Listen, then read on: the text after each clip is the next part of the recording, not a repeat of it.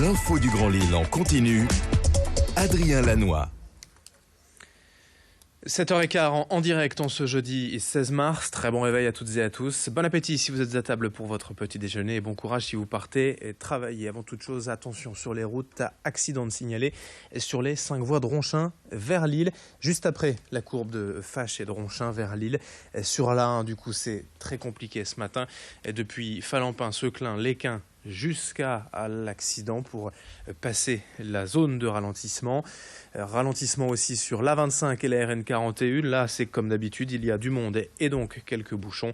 Soyez prudents, patients au volant. L'infotrafic revient juste après ce journal. À la une également, les prévisions météo du jour. Un temps printanier parfait aujourd'hui, du soleil, du ciel bleu. Quasiment pas de nuages, voyez, sur la France et le nord. Et puis des températures exceptionnelles. 17 degrés d'annoncés cet après-midi. On est 6 ou 7 degrés au-dessus des normales de saison. Pas de pluie évidemment de prévu aujourd'hui, je vous le disais. Il va falloir en profiter quand même de ce soleil aujourd'hui, car demain et ce week-end, les nuages seront de retour. On en reparle bien sûr après le journal avec les prévisions complètes de Météo Service. Dans l'actualité du Grand Lille, on commence cette édition avec ce coup dur pour les salariés de Huitendal à Ronques. L'entreprise spécialisée dans le développement, la production et la commercialisation de machines à tisser a annoncé il y a quelques jours la fermeture du site et le licenciement progressif de la quarantaine d'employés.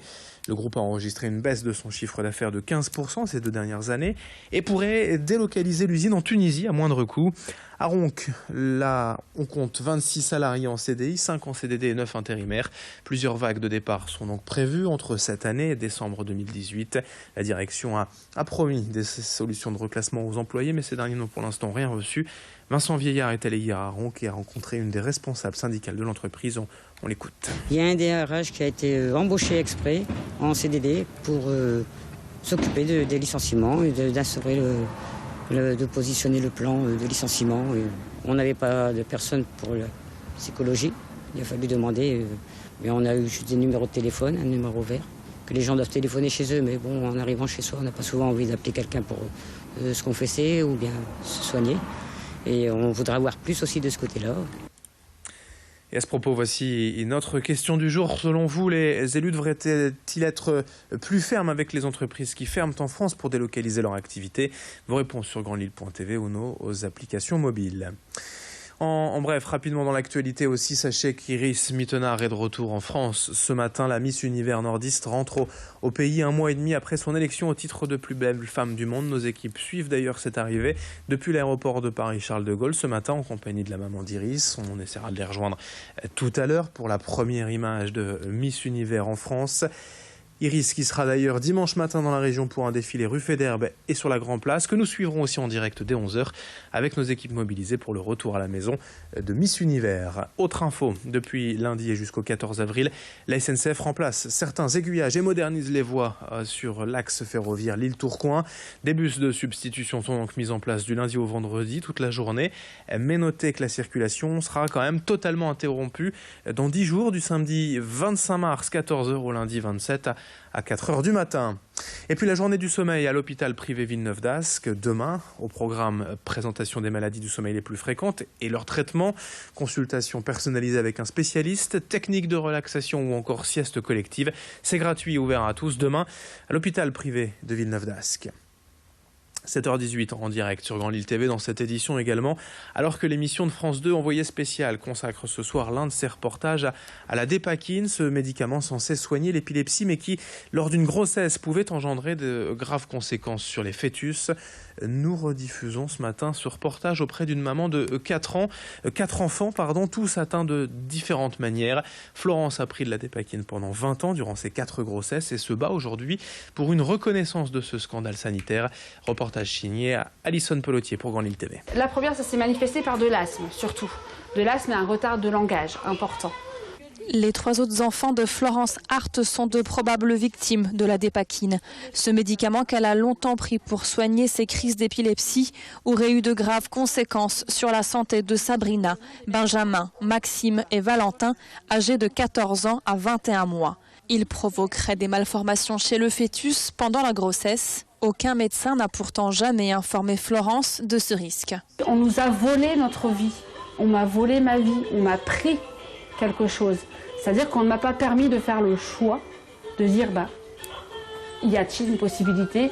J'ai des enfants en connaissance de cause, je sais qu'ils peuvent être potentiellement handicapés.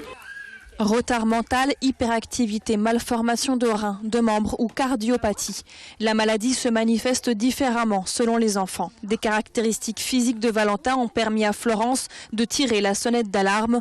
Des petites fentes entre les yeux et les paupières, une racine de nez très large et une lèvre supérieure plutôt fine. Aujourd'hui, cette mère de famille organise ses journées en fonction des rendez-vous médicaux.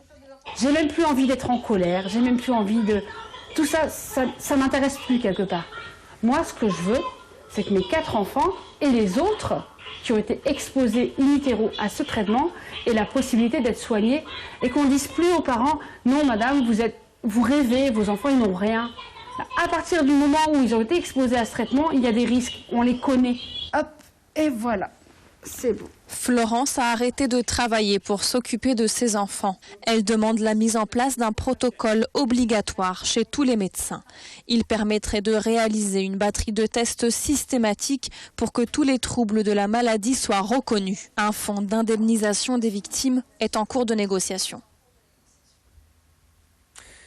Et dans l'actualité également de cette semaine, pour finir ce journal du sport avec l'affiche du week-end en Ligue 1, c'est Lille-Marseille demain soir au stade Pierre-Mauroy, un match capital pour les Dogs qui n'ont plus gagné à domicile depuis 5 rencontres. En cas de succès, le LOSC se rapprocherait encore un peu plus du maintien et pourrait vivre surtout une fin de saison plus sereine. Mais attention, car Marseille est actuellement 5e du championnat et reste sur 2 victoires de suite avec 7 buts inscrits en 2 matchs. Ce sera l'occasion évidemment pour l'entraîneur lillois Franck Passy de retrouver son ancien club. Je vous propose d'ailleurs d'écouter une partie de cette conférence de presse hier à Luchin au micro de Louis Caillé.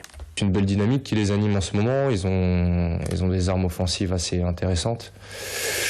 Une confiance aussi qui est retrouvée par rapport à une période qui était peut-être un peu plus délicate, mais en progression. Donc on s'attend à un match très difficile parce que quand une équipe est sur une bonne dynamique et a la confiance, qu'ils sont capables d'aller gagner à l'extérieur comme ils l'ont fait à Lorient, je crois. Ça reste un adversaire redoutable. Lille-Marseille, demain soir au stade Pierre-Mauroy, 20h45 en Ligue 1, 7h22 ce matin. On attend la suite du programme, météo et trafic dans un instant.